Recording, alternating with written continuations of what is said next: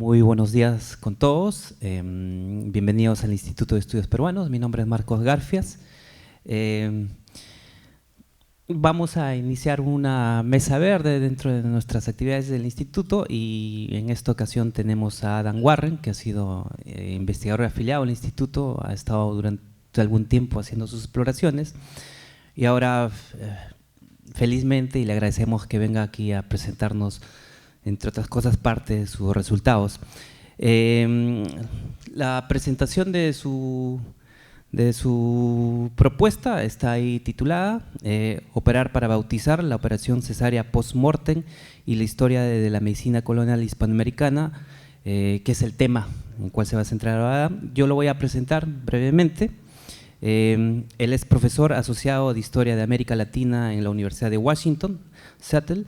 Sus publicaciones anteriores tratan temas de reformas médicas en la sociedad peruana durante la colonia y reconstruyen un movimiento para utilizar la medicina como herramienta para hacer crecer la población y reformar las costumbres populares. Publicó su libro Medicine and Politics in Colonial Peru, Population Growth and the Bourbon Reforms, con la editorial de la Universidad de Pittsburgh en 2010. Actualmente se encuentra trabajando en dos proyectos. El primero examina el problemático concepto de ética en la historia transnacional de las ciencias humanas en las Américas durante el siglo XX, enfocándose sobre todo en los proyectos de investigación científica que involucraron a las comunidades indígenas. El segundo, por el cual recibió una beca de investigación colaborativa del American Council of Learned Societies con Marta Feu y Sepp Tortorici, reconstruye la historia de la operación cesárea post-mortem y el bautismo de fetos en los imperios españoles y portugueses. Adam, tienes hasta 45 minutos para presentarnos tu propuesta y luego abriremos la mesa para las preguntas, las opiniones, pero también las críticas, que aquí todo es bienvenido. Entonces, Adam, tuya la mesa. No estoy muy acostumbrado a usar el micrófono, así que les pido perdón si no hablo de una forma muy clara con el micrófono. Muchísimas gracias por la introducción. Para mí es un gran honor estar acá. Esta mesa verde es más bien un producto de una conversación con Tania y con Johanna Jankari hace 2 semanas y bueno, me aproveché de la oportunidad de estar acá y compartir con ustedes los resultados de algunas investigaciones que he estado haciendo con 2 colegas míos, Zeb Tortorici, que es profesor de historia de la Universidad de Nueva York, y Martha Few, que es historiadora de Guatemala, de la Universidad del Estado de Pensilvania. Y lo que he escrito y voy a presentar es como, por un lado da un sondeo del proyecto y un análisis un poco más profundo de algunas ideas sobre la circulación de conocimiento médico a fines de la colonia española en América Latina. Así que gracias y les aviso que escribí la presentación en inglés y luego lo traduje al español y me imagino que hay unas partes que tienen una estética de español de hombre de cueva, así que les pido paciencia, como siempre, ¿no? Y puedo avanzar con ¿no? Con el laptop, muy bien. En 1893, la Revista Médica de Chile publicó un artículo titulado Historia de 2 operaciones cesáreas, escrito por el doctor Adolfo Murillo. El artículo se centró en el significado e implicaciones de 2 operaciones cesáreas llevadas a cabo en el país y separadas por 14 años. Murillo notó que tales operaciones no habían sido comunes y que estos 2 casos tal vez eran los primeros de su tipo en Chile, y sugirió que correspondían a distintos periodos marcados por dramáticos avances tanto quirúrgicos como tecnológicos. La primera operación, la cual se realizó en 1877 en una mujer viva que sobrevivió 3 días a pesar de la falta de prácticas asépticas, culminó con la extracción de un feto ya muerto. En las palabras de Murillo, se la podía considerar un feliz suceso, ya que, cito, la enferma no sucumbió a la infección, sino que se extinguió suavemente al shock de una operación gravísima emprendida al 5.º día del trabajo del parto, en una mujer en quien las fuerzas estaban agotadas y cuando el feto principiaba a entrar en descomposición. En cambio, en la segunda operación aprovecharon no solo de avances en asepsia y la cirugía abdominal, sino también del desarrollo de técnicas específicas asociadas con la operación cesárea moderna, en las cuales, cito, el útero es extraído, suturado, limpiado, casi desinfectado y enseguida repuesto. Esta operación, la cual se realizó en 1892, se practicó en una mujer que era físicamente más fuerte que su predecesora y con el conocimiento de que el feto seguía viable. Resultó en, cito, la obtención de un feto vivo y en la sanidad de una mujer que sale de alta a los 24 días de su operación. En su artículo, Murillo describió estos dos procedimientos de una forma detallada para recalcar el progreso de Chile en los campos de cirugía y obstetricia durante las últimas décadas del siglo XIX. El autor utilizó las historias de caso y la inclusión meticulosa de detalles que iban de las prácticas de desinfección del quirófano a las formas de incisión, los signos vitales de las pacientes, la duración de su convalecencia y sus dietas de helado y champán helado después de ser operadas, para celebrar la modernización de la medicina chilena en una época de avances extraordinarios a nivel mundial. En otras palabras, la historia que narró Murillo trata los albores de lo que podríamos llamar la modernidad médica de Chile. Como tal, su descripción de las operaciones cesáreas ensalzó el lenguaje y la promesa de las ciencias. El reporte de Murillo, sin embargo, no era único. Durante la segunda mitad del siglo XIX, numerosos artículos aparecieron en varios países hispanoamericanos para anunciar y publicitar las primeras operaciones cesáreas realizadas en mujeres vivas. Estos incluyen, para darles solo un ejemplo, un artículo publicado en un periódico guatemalteco sobre una cesárea llevada a cabo en diciembre de 1871 en la esposa del embajador británico en ese país, la señora A. Maldonado de Savage, que no podía sobrevivir un parto vaginal debido a una pelvis deforme. Ella se recuperó de la cirugía igual que su hijo recién nacido. El autor del artículo, don Rafael Pineda Montt, elogió al doctor Eligio Vaca, el cirujano que practicó la operación, diciendo que, cito, si del hombre que se arroja en medio de las llamas por salvar generoso al que fuera su víctima, o del noble o fiel amigo, se dice que obra con heroísmo, ¿por qué no sería otro tanto del que ha puesto en práctica los sublimes principios de la ciencia para arrebatar a la muerte de los seres humanos? Una cita.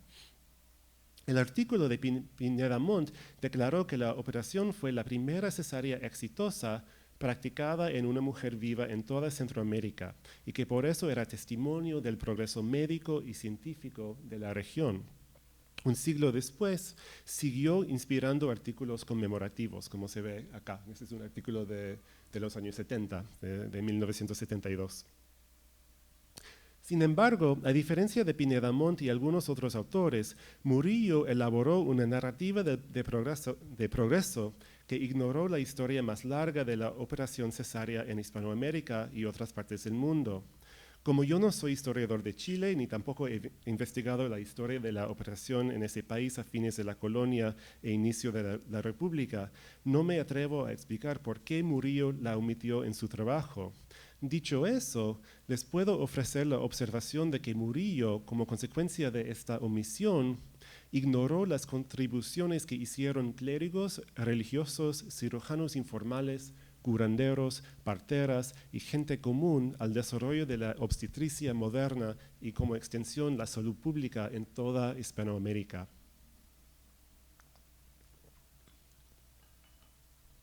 Para darles una idea de esta historia más larga, por lo menos en Hispanoamérica, comparemos los discursos médicos científicos de Murillo y Pineda Montt sobre la operación cesárea en las décadas de 1870 y 90 con los que se publicaron en las gacetas hispanoamericanas al inicio del siglo XIX.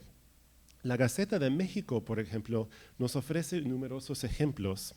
En un caso, unas casas de adobe que colapsaron debido a lluvias fuertes en León, Nueva España, en octubre de 1800, mataron a dos mujeres llamadas María Borbosa y Procopia, y sus respectivas hijas, Agustina y Polonia. Habiéndose enterado, mientras se preparó para el entierro de los 4 cuerpos, que una de las mujeres falleció embarazada, el cura de la parroquia, don Ignacio Urbieta, solicitó la ayuda de 2 físicos prácticos, don Pedro Morales y don Esteban Rosas, para sacar el feto del cuerpo de ella. Según la Gaceta de México, estos señores realizaron la operación cesárea y, cito, con el mayor acierto le extrajeron un animado niño a las 16 horas del fatal acontecimiento, y recibiendo el santo bautismo, expiró a poco rato. Fin de la cita. El autor caracterizó este evento como milagroso y asombroso y alegó que reveló el valor de practicar la cirugía y estar preparado en todo momento para llevarla a cabo.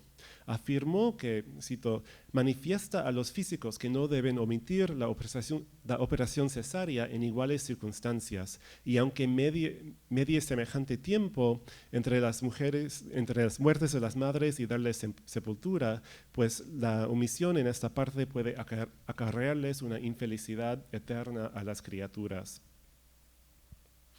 Si de hecho el feto en este ejemplo sobrevivió 16 horas en el útero de la mujer después del fallecimiento de ella, entonces lo que pasó sin duda fue un milagro. La medicina moderna nos ha enseñado que esto es imposible. Dicho esto, este caso de la cesárea es solo uno de múltiples fascinantes reportes del uso de la operación que se publicaron en la Gaceta de México durante la primera década del siglo XIX. Otros aparecieron en el Mercurio Peruano y la Gaceta de Guatemala, entre otras publicaciones, durante este periodo. Aún otros se imprimieron en España. En muchos casos, no eran ni cirujanos ni otros sanadores practicantes, sino curas quienes realizaron la operación. Por ejemplo, en un artículo de la Gaceta de México de 23 de noviembre de 1805, nos enteramos de 2 casos distintos de la operación practicada en mujeres difuntas. En el primero, el cura de Zacualpa a Milpas, don Manuel Morales, siguió las instrucciones publicadas que las autoridades habían diseminado y que él había recibido para atender a una mujer en trabajo de parto que no podía dar luz al segundo de un par de gemelos. Utilizando conocimiento que ya había circulado por todo el Imperio Español, Morales primero bautizó el feto intraúterem, es decir, dentro del útero, a lo más probable con una jeringa o una esponja mojada con agua bendita. Una vez que se verificó la muerte de la mujer, cito, procedió a su apertura, logrando extraer aquella con felicidad y echarle la agua sub conditione, aunque murió también a los 7 minutos. Fin de la cita. Durante ese mismo mes, Morales también operó en una segunda mujer de su parroquia, la mujer de Josef Leonardo, la cual también falleció durante el parto. Llevada a cabo sin demora, esta segunda operación, cito, resultó extraerle una criatura de magnitud extraordinaria, que después de haber logrado las aguas del bautismo, falleció también a pocos minutos. Como estos ejemplos demuestran, la operación cesárea practicada al inicio del siglo XIX se distinguió en su forma, práctica y objetivos de la quirúrgicamente más avanzada y científicamente moderna operación que describió Murillo en 1893 en la Revista Médica de Chile y que otros escritores como Pineda Montt discutieron y caracterizaron como clave para el proceso de la modernización médica en otros países hispanoamericanos. Los casos que encontramos en las gacetas coloniales ilustraron la importancia de la operación cesárea post-mortem para salvar las almas de fetos no nacidos, quienes sin esta intervención perecerían con la mancha del pecado original y así no poder llegar al cielo. Aunque el objetivo de salvar la vida temporal del feto también informó los llamamientos para la adopción del procedimiento, todos estos reportes enfatizaron su propósito espiritual como una cirugía que facilitó el bautismo, reflejando así las ideas prevalecientes sobre el momento en que el feto recibe su alma, una cosa que es bien problemática, ¿no?, en estos días ahora. Además, la operación misma se diferenció ya que se la practicó en mujeres que habían fallecido embarazadas o durante el parto. Los manuales publicados y la legislación misma prohibieron el uso de la operación en mujeres vivas. A diferencia de los casos que describió Murillo, salvar la vida de la mujer embarazada nunca figuró como objetivo de la operación a fines de la época colonial. Aunque hace varios años publiqué un artículo sobre la operación cesárea post-mortem en el Perú del siglo XVIII, en los últimos años he vuelto a investigar el tema como colaborador en un proyecto más amplio sobre la historia de la operación en todo el Imperio Español, en el cual están trabajando conmigo los historiadores Martha Few y Zeb Tortorici. Nuestro proyecto reconstruye el desarrollo de un movimiento mayormente, pero no exclusivamente, dirigido por clérigos que se inició en Sicilia y Aragón y que motivó la publicación y circulación de textos teológicos y médicos que ofrecían instrucción en la necesidad de proporcionar la salvación a través de la incisión. Estos textos exhortaron a curas, cirujanos, parteras y hasta el público en general a estudiar la operación y el bautismo y prepararse para llevarlos a cabo, y fueron acompañados por edictos y decretos. La legislación más importante fue una real cédula emitida en 1804 y titulada Modo de hacer la operación cesárea después de muerta la madre. Aunque la publicación de textos impresos declinó después de la independencia de muchos países en las décadas de 1810 y 20, otras obras instructivas sobre la operación y el bautismo aparecieron impresas en varios idiomas en las Filipinas españolas hasta la década de 1860. Y aquí se ve un texto publicado en el idioma cebuano o visaya en Manila en 1862.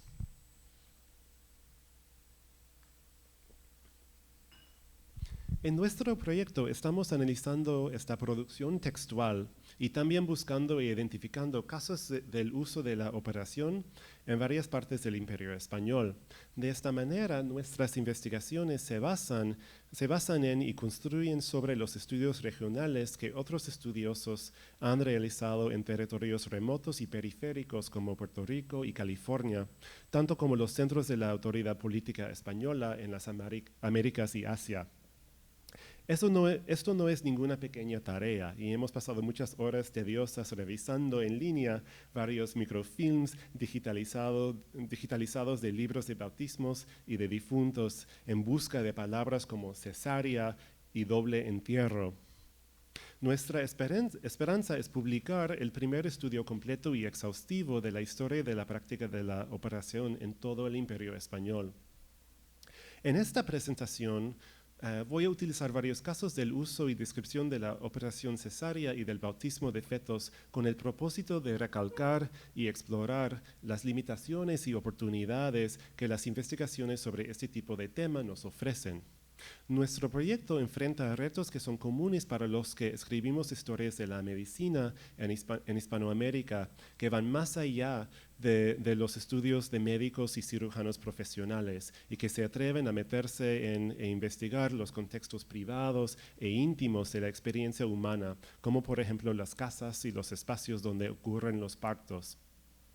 Sobre todo, a través de nuestras investigaciones queremos explorar qué es lo que la historia de la operación cesárea, una operación llevada a cabo más que todo en momentos de crisis fuera de los hospitales y otras instituciones, puede iluminar con respecto a la historia de la medicina y la salud pública en Hispanoamérica, y los orígenes de la modernidad médica de esa región.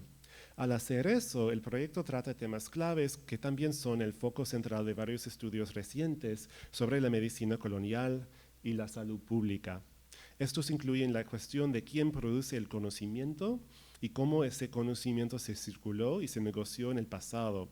La cuestión de la relación entre la religión y la medicina en la época colonial tardía y la cuestión qué es lo que el archivo nos puede revelar sobre prácticas como la operación cesárea y qué es lo que ocluye. Esta mañana voy a discutir algunos hallazgos y conclusiones preliminares de nuestras investigaciones y luego invito todo tipo de preguntas, comentarios y sugerencias. Así que primera sección, la historiografía médica latinoamericana y la circulación del conocimiento.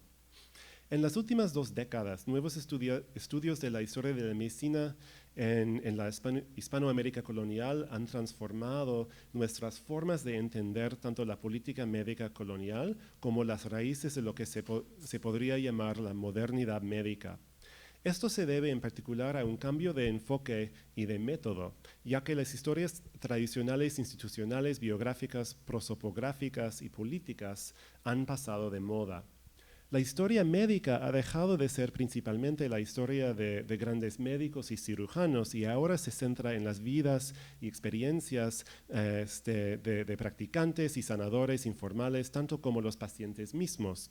Además, la historia del surgimiento de la modernidad médica en Hispanoamérica ya no hay que conceptualizarla a través de un marco difusionista, en el cual el conocimiento médico y los grandes avances científicos de la Ilustración simplemente se diseminaron desde Europa a las Américas para ser adoptados por sujetos coloniales.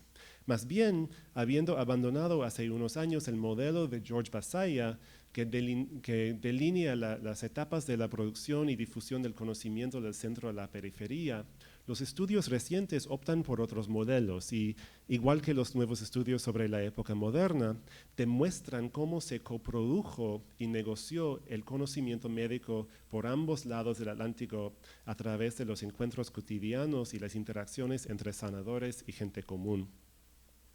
Los ejemplos de esta tendencia en publicaciones recientes son numerosos. En el libro mío, Medicine and Politics in Colonial Peru, propuse que los médicos, cirujanos, funcionarios de gobierno y clérigos de Lima de fines del siglo XVIII e inicios del siglo XIX se apropiaron de la retórica de las reformas borbónicas y la utilizaron con el propósito de articular intervenciones médicas que supuestamente serían útiles para fomentar el crecimiento y mejoría de la población.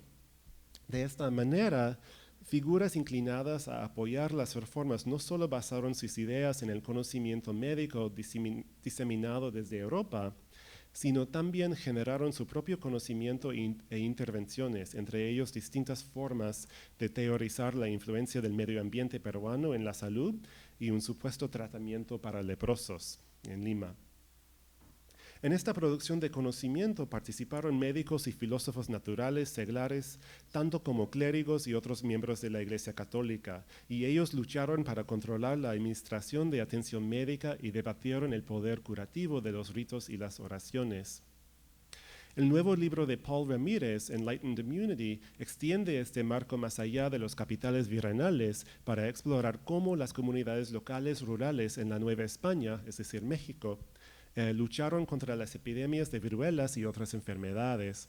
Su trabajo sobresale no solo en reconstruir la transferencia de ideas médicas y tecnológicas a través de publicaciones y los viajes de funcionarios y peritos que cruzaron el Atlántico de un lado para otro, sino también en reconstruir cómo las poblaciones locales y muchas veces analfabetas en las zonas rurales y urbanas de México implementaron, recibieron y a veces rechazaron estas nuevas ideas mientras articulaban sus propias ideas de enfermedad, tratamiento y salud.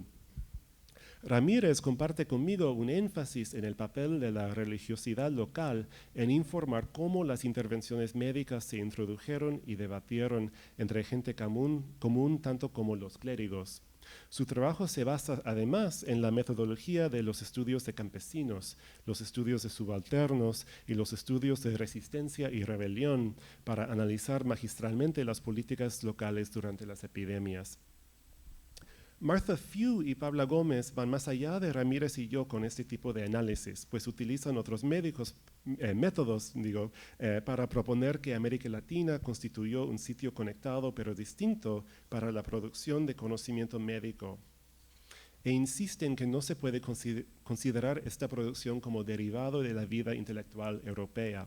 El libro de Few, All of Humanity, refleja el dominio de la autora de métodos etnohistóricos, los cuales le permite demostrar que muchos tipos de sanadores guatemaltecos participaron en la experimentación médica y la producción de conocimiento de la ilustración. Reconstruye cómo varios grupos médicos coloniales, cirujanos, curanderos indígenas, parteras, curas, funcionarios de gobierno y gente común colaboraron y tomaron varias medidas para prevenir y controlar las enfermedades epidémicas, mejorar la salud y salvar las vidas y las almas de los que sin otra opción enfrentarían la muerte. Al hacer eso, su análisis combina la historia médica con la historia social, la historia intelectual y la etnohistoria para mostrar que Guatemala sirvió no solo de sitio para la producción amplia de conocimiento médico y su circulación, sino también como lugar donde surgió una forma de humanitarismo médico durante las últimas décadas de la colonia. Además, su estudio sugiere que estos procesos produjeron una cultura médica mesoamericana que no era ni enteramente indígena ni tampoco de Occidente, sino que constituyó una mezcla cuidadosamente negociada de sabiduría y prácticas de la medicina indígena maya y la medicina colonial. De esta manera, su libro demuestra que los sujetos coloniales guatemaltecos acogieron y adoptaron sus propias prácticas de experimentación médica e innovación en el nombre del bien público antes de que edictos ordenando reformas médicas parecidas cruzaron el Atlántico desde España. Gómez también desarrolla un análisis innovador en su nuevo libro, The Experiential Caribbean. Basando su análisis en casos inquisitoriales e enfocándose mayormente en Cartagena de Indias, problematiza las varias prácticas y creencias que especialistas, rituales y sanadores de descendencia africana en el Caribe emplearon para crear verdades sobre el mundo a su alrededor y tratar las formas de enfermedad y de salud que enfrentaron. Una intervención clave suya en la historia intelectual y la historia de la medicina es su argumento que tales practicantes desarrollaron sus propias formas de conocer, basadas en sus experiencias, en formas de sentir y percibir y en las tradiciones traídas al Caribe desde múltiples lugares, las cuales informaron cómo podían actuar para influir el mundo y cómo podían intervenir en los cuerpos de los pacientes a través de los ritos. Las creencias sobre cuerpos, salud, enfermedad y curación en el Caribe, él sugiere, no pueden ni deben ser entendidos solamente en términos de si se parecieron o no a los modelos hipocráticos y galénicos traídos desde Europa, o si siguieron los cambios epistemológicos que ocurrieron dentro de Europa durante los siglos XVI y XVII. En efecto, según Gómez, el uso de esos marcos eurocéntricos oscurece y distorsiona más que ilumina sobre la creación de conocimiento y las formas de curación en el Caribe, donde las ideas europeas se mezclaron con ideas africanas e indígenas para crear algo enteramente nuevo. Gómez plantea una revolución epistemológica en el Caribe que coincidió temporalmente con, pero no se pareció a, las revoluciones de ciencia y medicina en Europa durante esa época. Varios nuevos trabajos que pronto van a salir también contribuirán a estos cambios de método y enfoque, motivándonos a cuestionar las categorías que empleamos y nuestras suposiciones en reconstruir cómo varias poblaciones experimentaban la medicina, la salud y la enfermedad y el parto.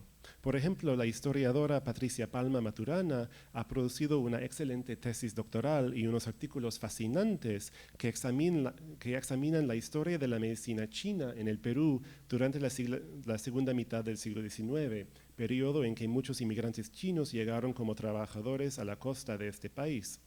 Este tema no se ha estudiado mucho y el trabajo de Palma demuestra cómo los sanadores chinos transformaron las prácticas de curación y las formas del pluralismo médico peruano.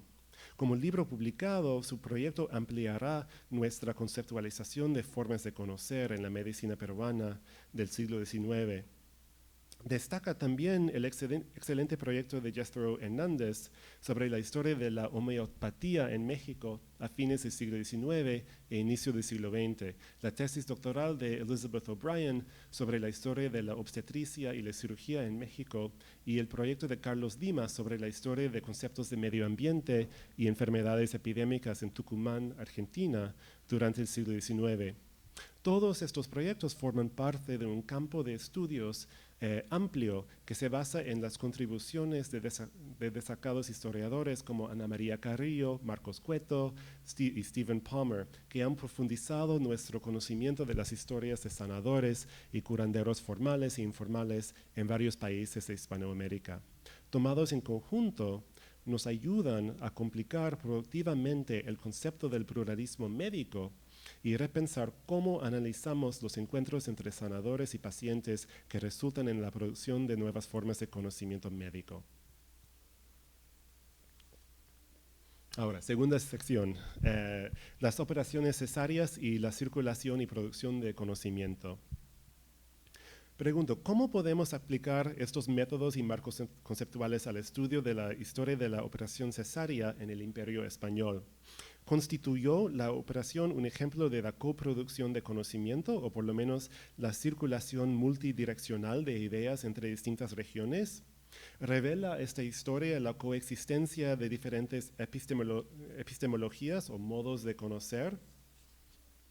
En varios casos, investigadores han representado esta historia como un proceso de difusión de conocimiento sobre la operación desde Europa hasta las colonias españolas de América y Asia. Según esta explicación, las obras escritas por dos hombres fervientemente religiosos, el padre Francisco Canjamila de Sicilia y el monje cisterciente Antonio José Rodríguez de Aragón, señalaron un cambio durante la década de 1740, en el cual la operación cesárea se convirtió en el tema central de textos enteros, en vez de ser solo una de varias operaciones y procedimientos incluidos y descritos en manuales quirúrgicos y ginecológicos. Además, los estudios enfatizan el papel de Canjamila y Rodríguez en avanzar el argumento de que el uso de la operación para proporcionar el bautismo del feto era una obligación fundamental de todos los cristianos cuando falleciera una mujer embarazada. La obra de Canjamila, en particular, motivó la aprobación de legislación que requirió instrucción en cómo practicar la operación, primero en Sicilia y luego en otras partes del Imperio Español.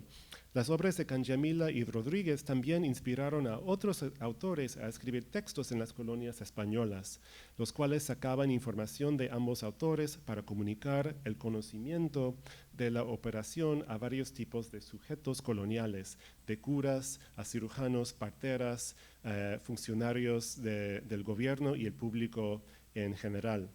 Al leer estos textos, notamos que algunos autores copiaron palabra por palabra fragmentos de textos escritos por Canjamila y Rodríguez, mientras que otros modificaron sus argumentos para corresponder mejor a circunstancias locales y regionales. A pesar de esta proliferación de nuevos textos basados en las obras de Canjamila y Rodríguez, la evidencia sugiere que existía conocimiento del procedimiento de la operación mucho tiempo antes en las colonias españolas. Por ejemplo, el Tratado Médico Teológico de José Rivière Bonet y Poella y Pedro de Peralta y Barnuevo sobre el nacimiento de gemelos siameses en Lima, Perú, en 1694, hace alusión a la operación cesárea como si fuera una práctica quirúrgica que sus lectores seguramente ya conocerían, aunque él no identifica casos de su uso dentro del virreinato. Otras publicaciones se refieren a la operación también. Por otro lado, en la Nueva España ocurrió por lo menos un caso concreto de la operación en la década anterior al nacimiento de gemelos siameses en Lima. El diario de sucesos notables de 1665 hasta 1703 de Antonio de Robles incluyó un registro del uso de la operación en septiembre de 1686, más de 50 años antes de que Cangiamilla escribió su tratado médico-teológico en Palermo. El registro nada más dice: muerte, domingo 29, mató un alguacil a su mujer preñada, sacáronle la criatura y la bautizaron. Considerando la forma mundana del registro y la falta de información sobre las identidades de los involucrados, podemos especular que no fue ni excepcional ni la primera operación de su tipo en la Nueva España. Más allá de estos dos ejemplos, un texto adicional publicado en la misma década en la cual se publicaron las obras de Cangiamilla y Rodríguez nos hace cuestionar la suposición de que fue a través de estos dos autores que llegó el concepto de la obligación de los curas de operar en las mujeres difuntas embarazadas en las colonias españolas. En 1745, el año en que la obra de Cangiamilla apareció por primera vez en italiano, un manual bilingüe escrito para curas circuló en las Filipinas, titulado Manual Tagalog para el auxilio a los religiosos de esta santa provincia de San Gregorio Magno, en el cual encontramos instrucciones para emplear la operación bajo circunstancias urgentes. En una larga sección sobre el bautismo en el contexto de partos difíciles se escribió, cito: si por acaso antes de nacer la criatura muriese realmente la madre, de modo que no quede duda alguna en que está muerta, atiéndase con reflexión a lo que se ha de hacer al instante por amor de Dios y por caridad con el alma de la criatura, para que no se pierda. Se le abrirá la boca a la difunta y se atravesará un palito para que, teniéndola así abierta, tenga respiradero la criatura. Cosa muy interesante, ¿no? Y no se sufoque en el vientre. Después se le abrirá el vientre con un cuchillo o navaja por el lado izquierdo, y cuidado en no herir a la criatura, y se sacará del vientre. Si aún estuviera viva, se le bautizará al punto en la cabeza, como ya queda dicho arriba. Fin de la cita. Para nosotros como lectores, estas instrucciones, con su método para facilitar la respiración del feto a través de la boca abierta de la mujer, nos puede fascinar. Para nuestra discusión demuestra que el conocimiento de la operación y de la obligación espiritual para llevarlo a cabo se transmitió por el Imperio Español a través de varios tipos de textos y no solo a través de las obras de dos clérigos. En el caso de este texto específico, formó parte de una colección más amplia de políticas que gobernaban cómo los curas podían interactuarse con su rebaño. Al priorizar la salvación espiritual del feto no nacido, terminó redefiniendo cuáles almas contaron bajo su cuidado pastoril. En otras partes del territorio del Imperio Español, los textos publicados para promover el uso de la operación cesárea reflejaban la influencia de la élite local y los clérigos, los cuales participaban activamente en reimaginar el propósito de esta forma de cirugía. Estos escritores sacaron información de las obras de Cangiamilla y Rodríguez, pero modificaron sus consejos e instrucciones para corresponder mejor a las circunstancias locales y sus propias percepciones de la sociedad colonial. Los contextos políticos eran importantes. En el Perú, por ejemplo, el libro de Fray Francisco González Laguna, El celo sacerdotal para con los niños no nacidos, apareció impreso en 1781, a fines de las rebeliones de Tupac Amaru y Tupac Katari y el levantamiento de Chayanta en la Sierra Andina. De interés notable, el autor citó una batalla que formó parte de ese levantamiento como inspiración para su obra y la razón por la urgencia con la cual comunicó las obligaciones de los curas hacia los no nacidos.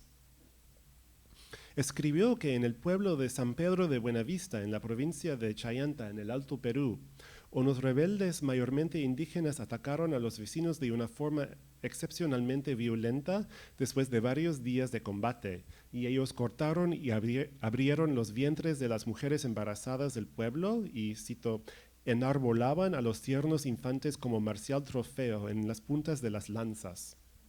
fin de la cita, así negándoles tanto la vida temporal como la salvación espiritual. Al ver esto, un cura que había cuidado y protegido a las familias por varios días en la iglesia donde se habían refugiado, se metió y, cito, se arrojó intrépido en el medio de aquella carnicería a arrebatar y bautizar los infantes no nacidos. Continuó vertiendo el agua santa sobre su sangre inocente hasta que, derramando la propia, terminó gloriosamente su carrera. Fin de la cita. Otros curas lo siguieron. González Laguna utilizó este ejemplo de piedad pastoril y supuesta barbaridad indígena para exaltar al trabajo que hacían los curas en luchar en contra de la influencia del diablo en los Andes. Además, caracterizó a los indígenas como inclinados hacia el infanticidio y el aborto voluntario. Así que es un texto bien racista, ¿no? Para él, la cesárea así se convirtió en herramienta y ejemplo de piedad que se podía utilizar para enseñar a los indígenas y convertirlos al catolicismo en los Andes. González Laguna la imaginó y describió como una forma de conocimiento médico que tenía un propósito evangelizador. En otras partes de Hispanoamérica, la élite imaginaba a la operación no como parte de una cruzada en contra de la influencia del diablo, sino como una tecnología, la promoción de la cual reflejaba y ejemplificaba el progreso científico y espiritual, y que se podía entender como manifestación de su sabiduría y pericia. En este sentido, su retórica se pareció a la de Murillo, el autor del artículo de 1893 sobre las operaciones cesáreas practicadas en mujeres vivas en Chile, en cuanto a las formas en que describían la operación y sus implicaciones. Propusieron que la introducción de este tipo de cirugía y su uso más extendido contribuiría al desarrollo de la medicina moderna o la modernidad médica en Hispanoamérica, tanto como el avance de la sociedad colonial. Como ha demostrado Martha Few, esto es el caso más que todo de la élite guatemalteca, quienes intentaban reinventarse como reformadores ilustrados de una colonia española, la cual se imaginaban como a la par de los países europeos de la época. Después de varios debates, las autoridades locales emitieron un edicto sobre la cesárea en 1785, 4 años después de que la obra de González Laguna inspiró la publicación de un bando parecido en el Perú, leído en la Plaza de Armas. Aunque no se leyó el edicto en la Plaza Mayor según el uso y protocolo de guerra, como en el caso peruano, su publicación y diseminación reflejó la decisión de la élite de la colonia de requerir su uso y su adaptación a las circunstancias locales. Pocos meses después, el cura guatemalteco Pedro José de Arrece publicó sus Rudimentos físico-canónico-morales sobre el bautismo de fetos abortivos y operación cesárea en las mujeres que mueren embarazadas, un tratado médico-teológico dirigido a la instrucción pública, la instrucción del público en general sobre la operación y que incluyó discusiones de cómo llevarla a cabo utilizando los instrumentos y las materias disponibles en los pueblos mayas. 2 años después, basándose en la obra de Canyamila, el fray guatemalteca Pedro Mariano de Iturbide publicó el breve y diminuto compendio de la obligación que hay de bautizar los fetos, un manual impreso en forma compacta para que los curas, los funcionarios y otras personas doctas pudieran llevarlo consigo en sus viajes. En este sentido, la historia de la operación cesárea refleja el hecho básico de que los miembros de la élite y los clérigos hispanoamericanos debatían ideas sobre la medicina, la salud pública, los cuerpos, las almas y la salvación, generando su propio conocimiento varios años antes de que llegaron decretos sobre estos temas de Madrid. Las colonias españolas así constituyeron sitios de experimentación e innovación médica a la par con España misma. Ahora, la cronología de la producción local y provincial de conocimiento sobre la operación cesárea dentro de las colonias españolas también nos hace cuestionar la suposición de muchos historiadores del papel central que jugaba España en diseminar pericias sobre la medicina y la cirugía.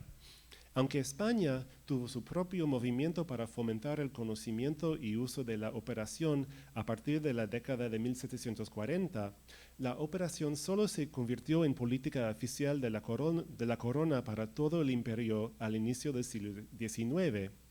Además, este cambio solo se produjo a petición de autoridades políticas del Virreinato de Nueva Granada, las cuales solicitaron que desde Madrid se emitiera una ley y articulasen normas e instrucciones para una operación que ya se estaba practicando en varios pueblos. El producto de este proceso, la Real Cédula de 1804, no reemplazó a otras instrucciones que ya estaban en circulación.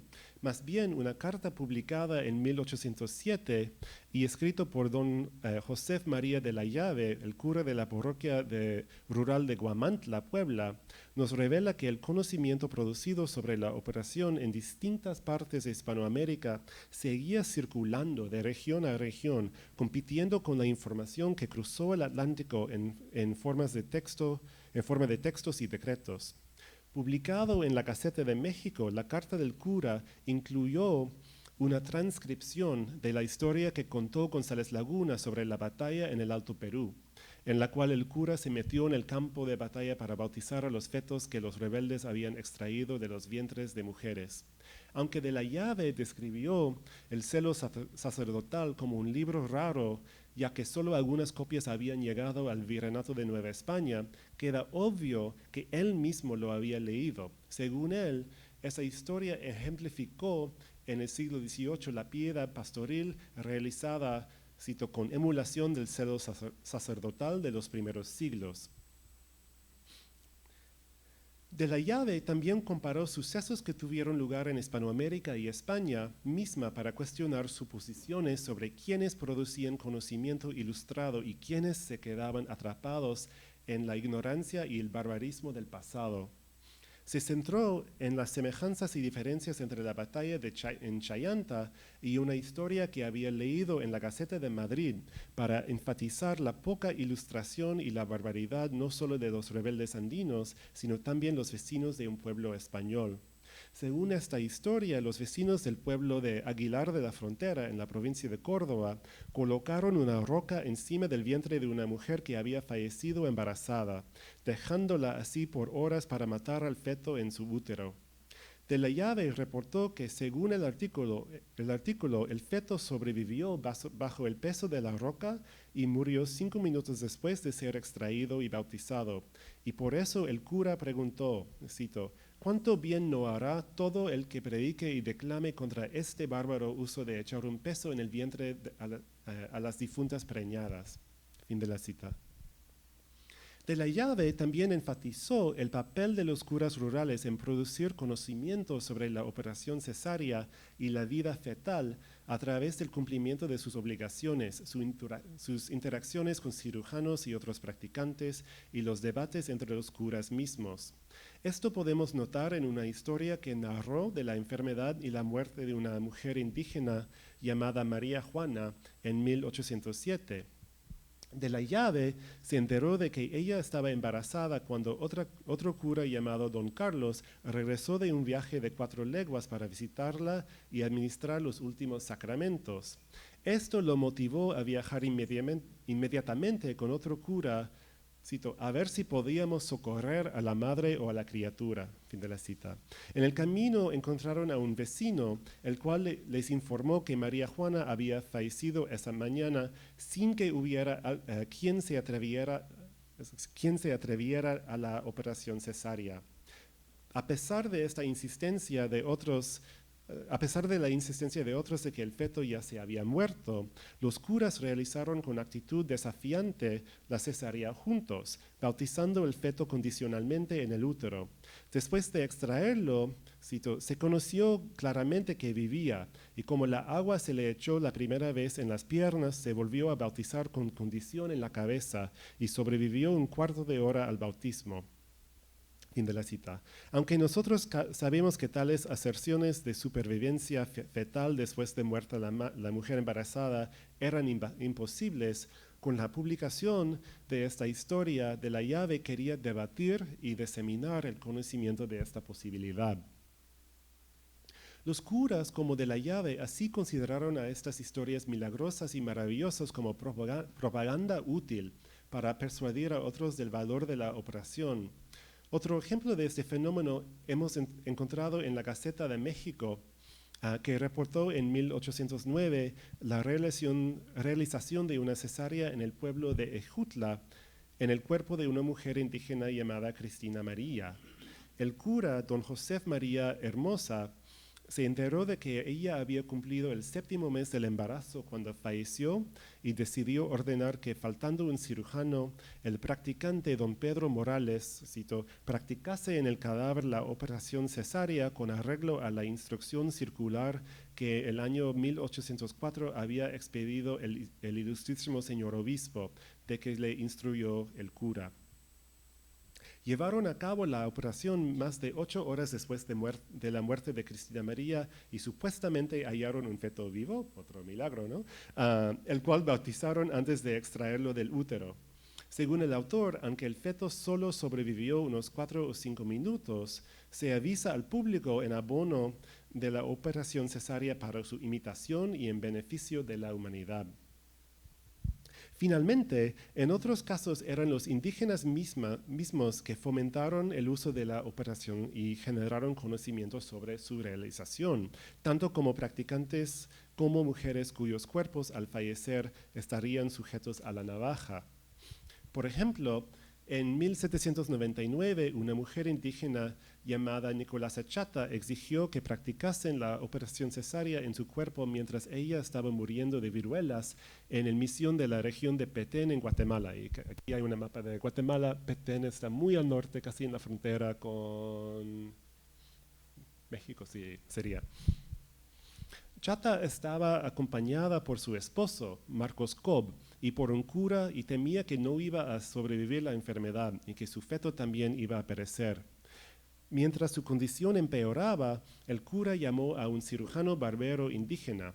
Según un artículo publicado en la Gaceta de Guatemala en 1804, Chata supuestamente vio al cirujano dejar una navaja en la sala y empezó a hacer preguntas.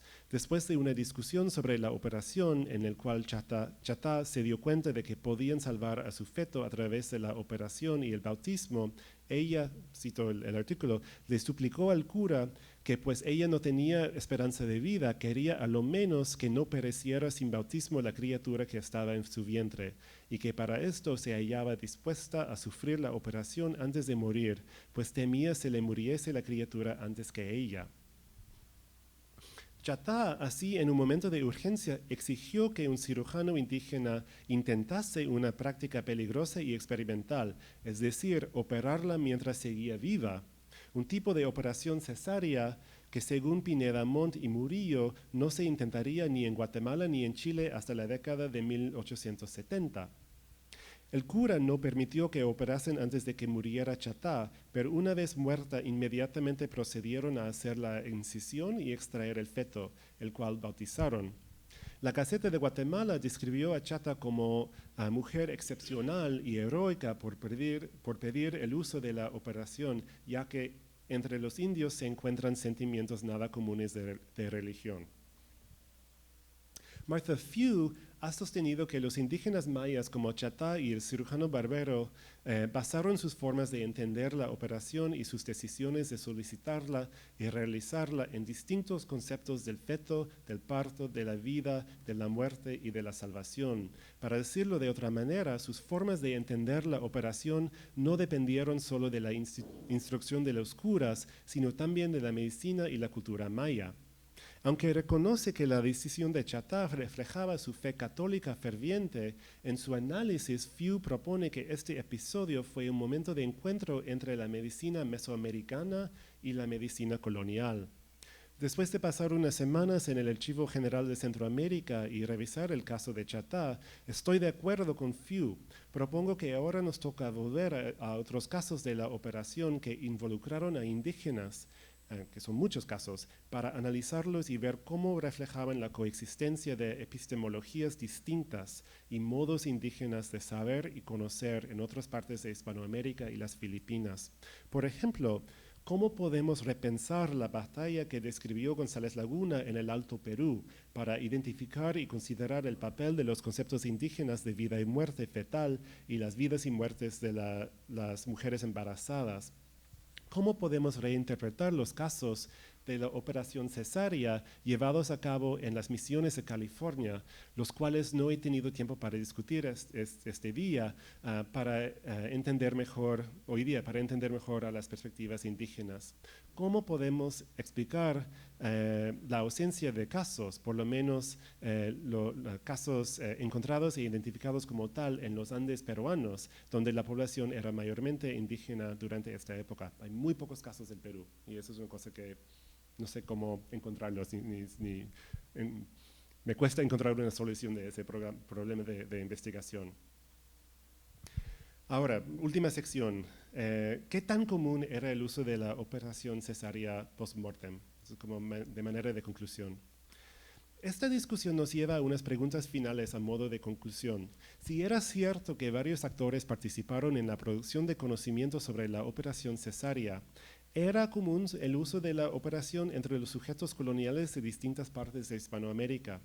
¿Sería posible medir la frecuencia de la operación y cómo lo haríamos? Para darles una idea de los desafíos que estas preguntas nos presentan, les dejo con un ejemplo de Lima, Perú y de Tucumán, Argentina, a fines del siglo XVIII.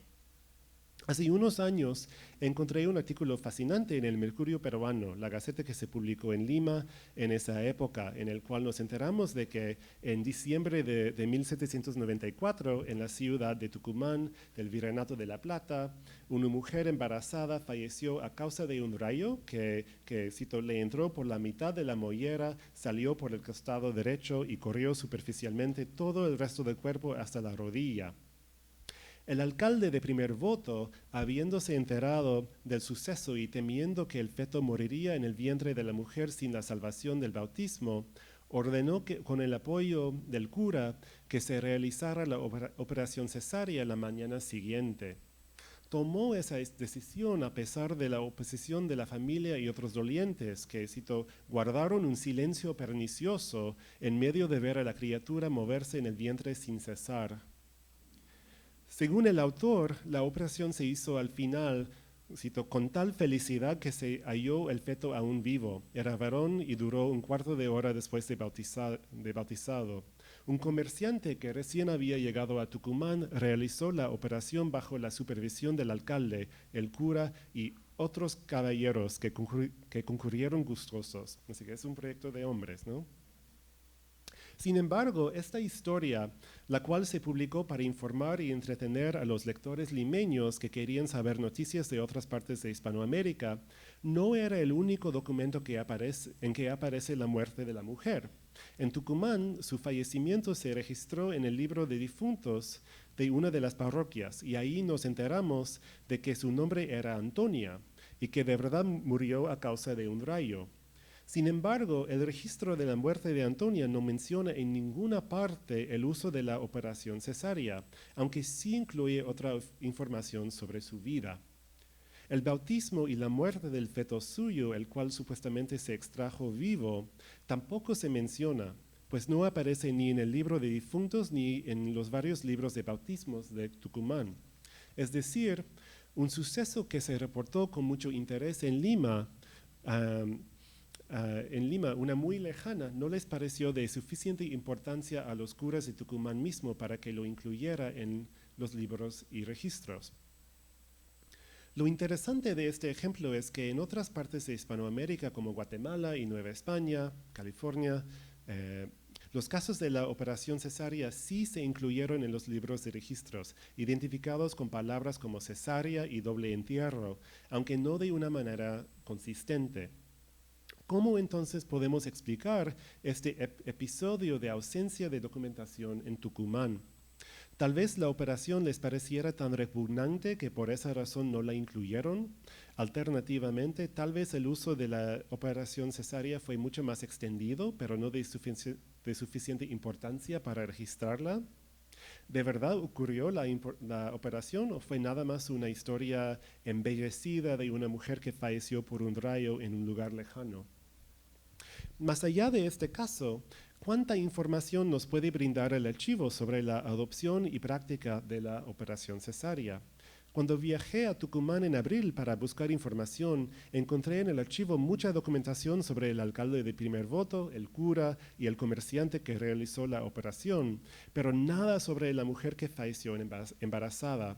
Por eso, propongo que este caso nos ilustra los retos que enfrentamos al intentar reconstruir una historia más detallada y completa de las diversas raíces de la modernidad médica en Hispanoamérica.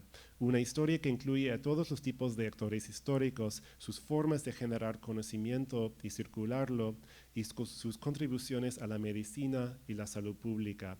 Aunque revela cuánto trabajo todavía nos falta hacer, refleja lo más interesante de un tipo de investigación que con mucho gusto y ánimo deberíamos emprender. Muchas gracias.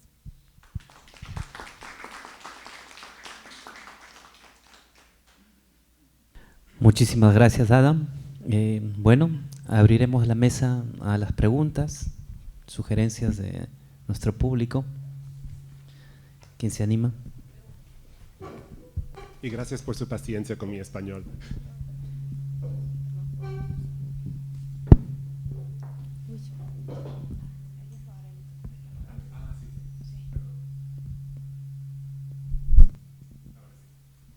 Bueno, primero agradecerte, Adam, por esta presentación súper interesante, rigurosa, muy enriquecedora en realidad. Mi pregunta en realidad es bien sencilla y tiene que ver con una curiosidad mía que vengo de los estudios de género, ¿no? Sí, en las búsquedas que has hecho, en la mirada amplia que te ha llevado esta investigación, ¿has visto algún tipo de indicio que sugiera que en la coproducción de conocimiento, como le llamaste, ha habido algún tipo de participación de mujeres curanderas, ¿no? Si este conocimiento sobre todo este terreno reproductivo, ¿no?, que en muchos espacios de América Latina, antes de la modernidad, digamos, ha sido un territorio de mujeres, ¿no? Si esto de alguna manera ha nutrido también esta coproducción de conocimiento en relación con el tema que estás mirando.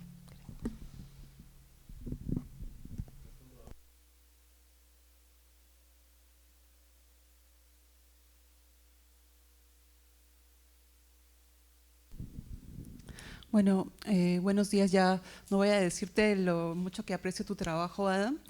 Quería consultar sobre, has mencionado en varias partes de tu presentación esta configuración de este conocimiento, esta coproducción, y no recuerdo ahorita específicamente los hechos que has mencionado como evidencia, pero tenía la pregunta general de si tú has logrado identificar como la matriz o la estructura del pensamiento conservador religioso contemporáneo en alguna parte de esas, bueno, de la lectura y la interpretación de esas evidencias, o si es demasiado, digamos, es ineficaz pensar en algo así como una durabilidad muy larga de ese tipo de nociones, conceptos, formas de razonar.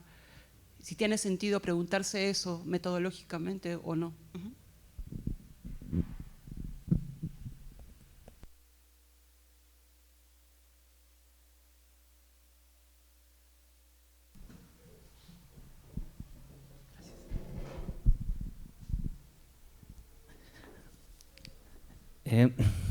Creo que lo que primero me llamó la atención, ¿no?, es esta idea de cómo hay que esperar que la mujer muera o que muera para realizar la práctica de la cesárea. Entonces yo decía, ¿cuál era la imagen que tenían estas personas que se encargaban de las prácticas cesáreas sobre las pacientes, ¿no? O sea, sobre la mujer embarazada, y supongo que en el libro, en el documento sí lo has dicho, pero digamos aquí no lo he visto, ¿no? No, ¿cuál era la imagen que tenían de la paciente? O sea, eso.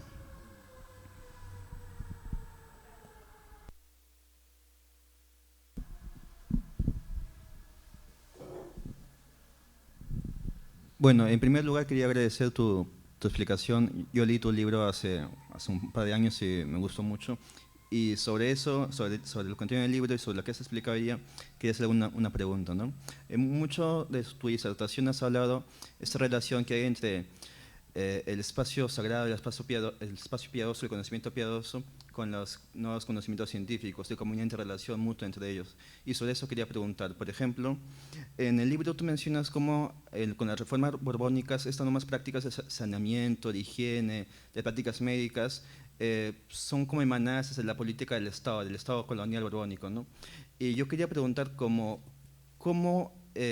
las élites participaron en ese sentido de estos nuevos cambios, porque si conocemos que los hospitales, que eran tradicionalmente los espacios de la caridad o de la salud, antes eran propiedad, no sé si el término es correcto, pero de corporaciones privadas, cofradías, los hospitales tenían una influencia muy particular de sectores privados, de grupos emergentes, de élites de la época.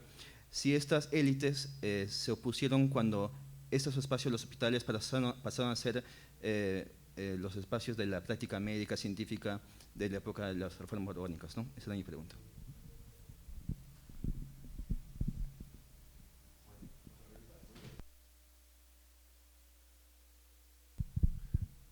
Bien, bueno, muchísimas gracias por las preguntas y por escucharme por tantos minutos hablando y leyendo y hablando de textos extraños y raros. Estas preguntas me ayudan muchísimo y creo que empezando con la pregunta de Angélica, yo creo que ese es uno de los retos más difíciles de hacer este tipo de investigación, ¿no? El archivo colonial. Hay voces que se pueden encontrar y hay voces que son voces silenciadas, ¿no? Y el problema de ese tipo de investigación es encontrar la voz de la partera o de la curandera o de la mujer que estaba al lado de la mujer que estaba en el proceso de dar luz, ¿no? Estamos hablando de una época en que la gran mayoría de los practicantes, ayudantes para los partos, eran mujeres, pero estos textos son mayormente textos escritos por hombres y reflejan el inicio de un proceso a fines del siglo XVIII y que se extiende en el siglo XIX, en que los hombres participan cada vez más en todo lo que es la salud maternal y sobre todo el embarazo y el parto, ¿no? Yo creo que está vinculado con el proceso en que la partera se convierte en una figura peligrosa en los textos médicos y llega, por ejemplo, Benita Paulina Cadó Fessel a Lima en los años 30 del siglo XIX y empieza toda una escuela de parteras para profesionarlas, pero a la vez los médicos ya están criticando a esas mujeres y para mí tu pregunta es fascinante porque ellas obviamente están allá y sus voces son silenciadas, ¿no? En los textos y creo que sería interesante hacer mucho más para intentar rescatarlas, pero el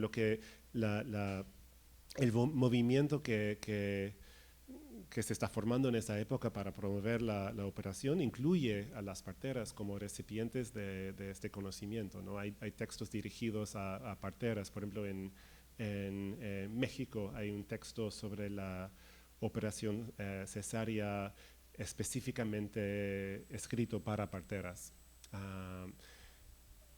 A la vez, en esta época, muchas parteras eran analfabetas, ¿no? Y no podían leer, pero tenían su conocimiento médico que aprendieron durante varios años, ¿no? Un tipo de aprendizaje, ¿no? de otras parteras.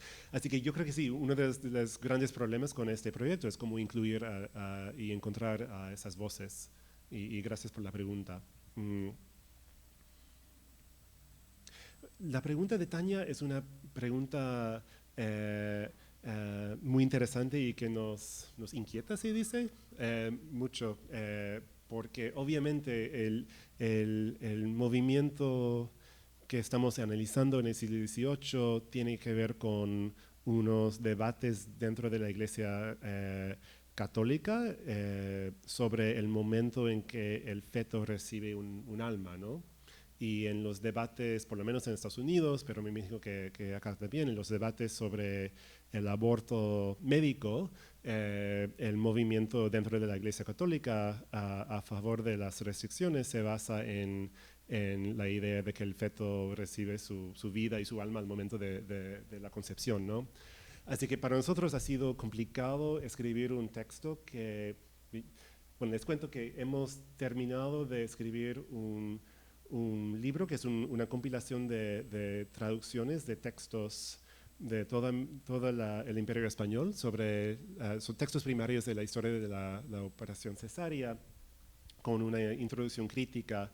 Para nosotros una de las cosas más complicadas ha sido escribir un texto que no puede ser utilizado por los que no, lo que están un texto que no puede ser utilizado por los que están en contra del aborto en Estados Unidos como parte de su campaña. Así que hemos tenido mucho cuidado en la forma que describimos a la madre, la forma en que nos referimos al feto mismo.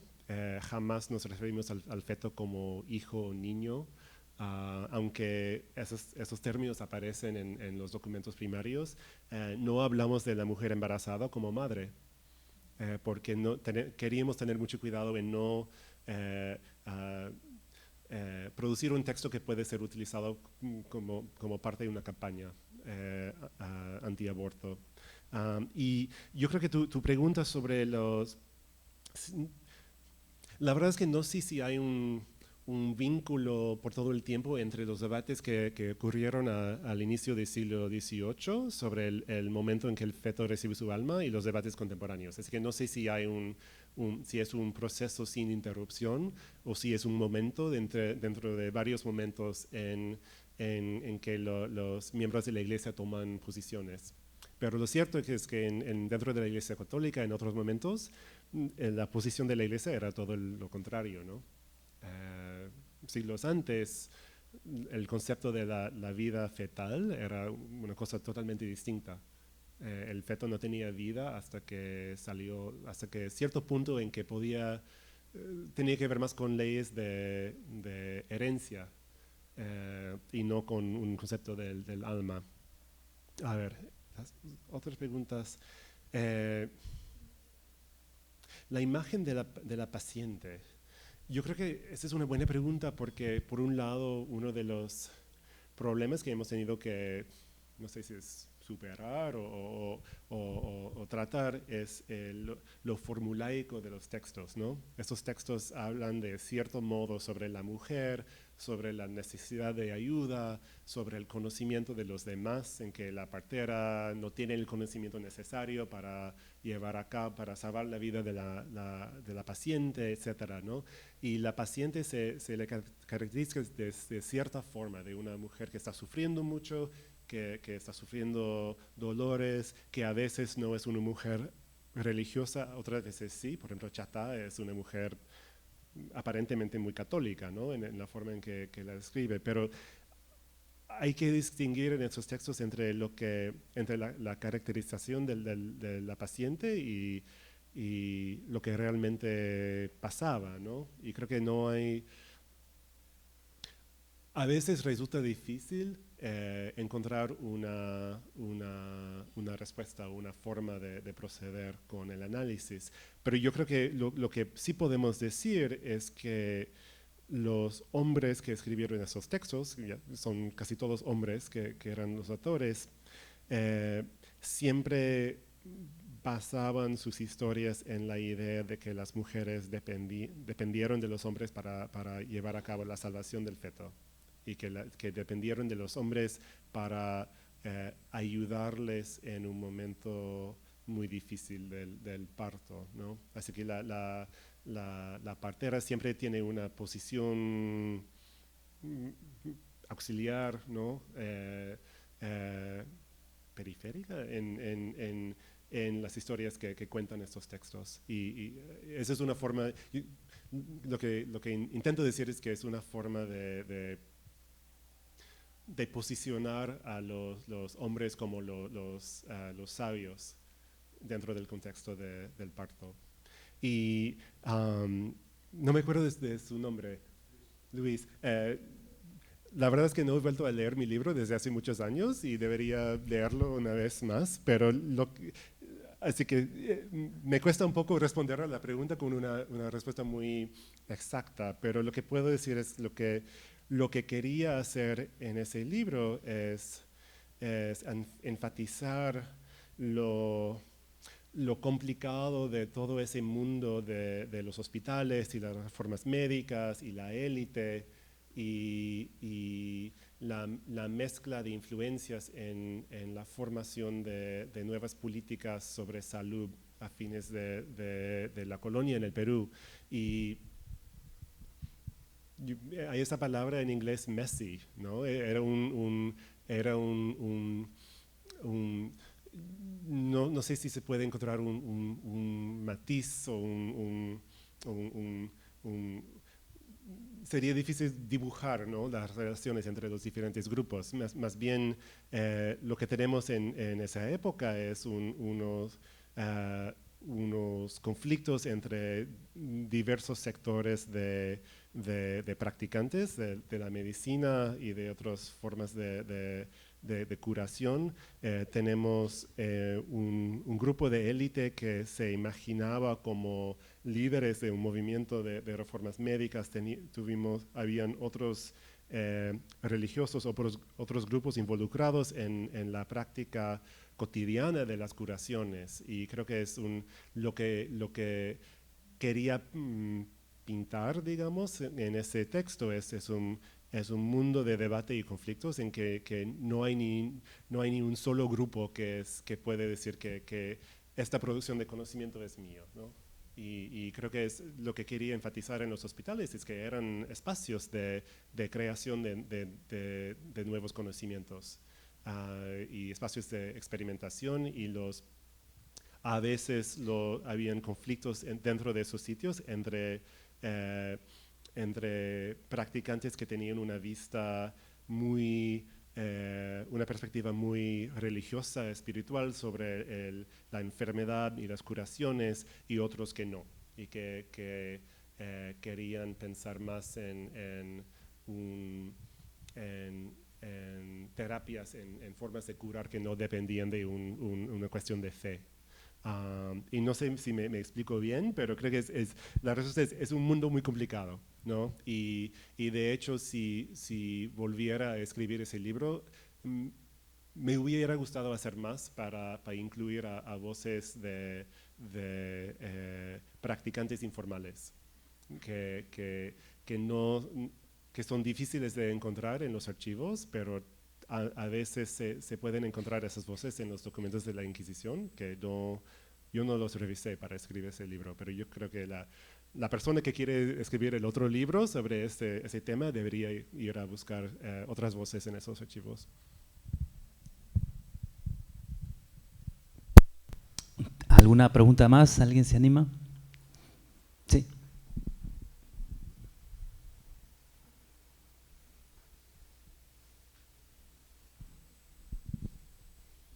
Bueno, muy buenos días todavía, creo, ¿no? Mi pregunta es la siguiente: ¿cuál es el marco teológico, ¿no?, que justificaba el bautismo de los fetos?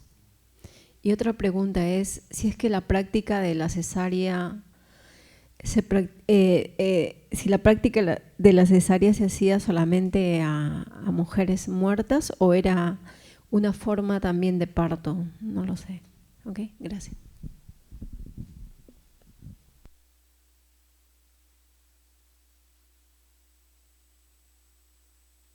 Bien, son buenísimas preguntas.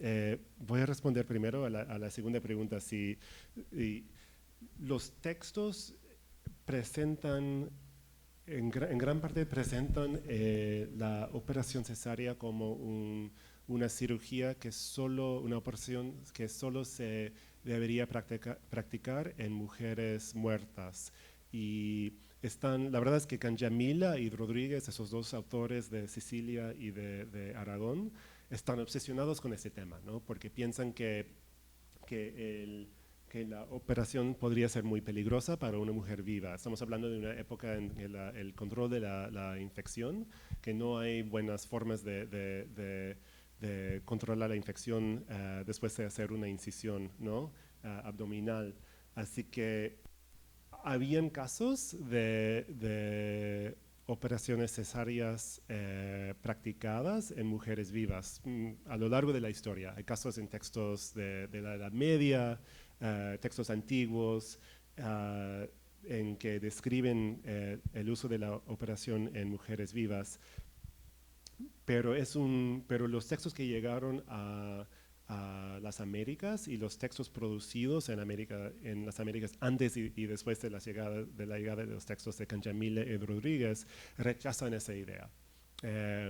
Además, hay un texto publicado en Valencia, España, en 1753 sobre el caso de una operación cesárea practicada en una mujer viva por un médico, un cirujano de la ciudad.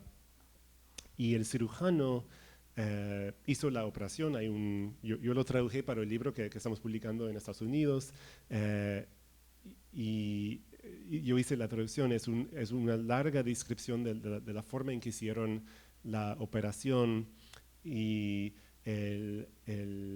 la forma en que la mujer supuestamente experimentaba la operación. La mujer falleció 2 o 3 días después de la operación, y obviamente de una infección, ¿no? Y el niño sobrevivió, pero el cirujano quedó acusado de homicidio, ¿no? Porque la mujer había fallecido, él hizo la operación que hizo que falleciera. Y lo que publicaron en Valencia en esos años es su defensa, en que dice que los médicos deberían tener la opción de practicar la operación cesárea en mujeres vivas, porque hay casos en que si no hacen la operación, que no solo va a fallecer el feto, sino también la madre. Y su defensa es que él ha salvado una vida de 2 vidas que iban seguramente a perecer a causa de un parto difícil, ¿no? Así que él dice, sí, se murió la mujer, pero sobrevivió el feto y el niño, y yo no puedo ser culpable de un homicidio si he salvado una vida. Pero a lo largo de ese periodo, los textos recomiendan que nunca se practique la operación en mujeres vivas, y hay capítulos enteros sobre la forma de identificar si la mujer sí está muerta, de cómo identificar utilizando agujas debajo de la uña, no poner algodón o una pluma frente a la nariz para ver si se mueve, otras cosas para confirmar que la mujer está muerta.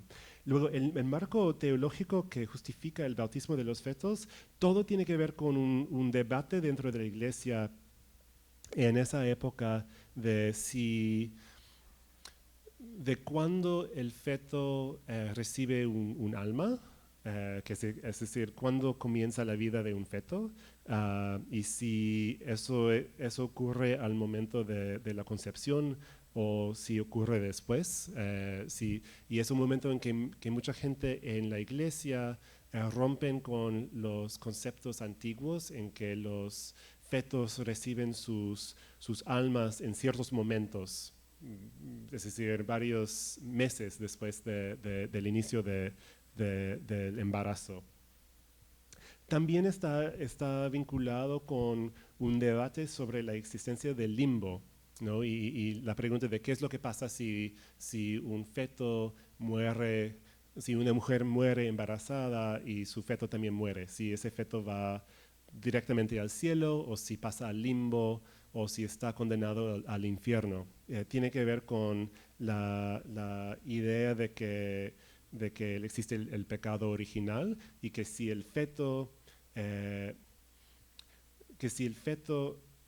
muere con alma, si tiene alma, entonces ya tiene la mancha del pecado original, y el bautismo resulta necesario para limpiar el feto de de ese pecado, ¿no? Y en esa época el debate se concentra en si el feto que muere con la mancha del pecado original, si va al limbo o si va al infierno. Y concluyen que el limbo no existe. Así que hay solo dos opciones, que va al cielo después del bautismo o va al infierno. Bueno, muchísimas gracias, Adam, por la estupenda exposición.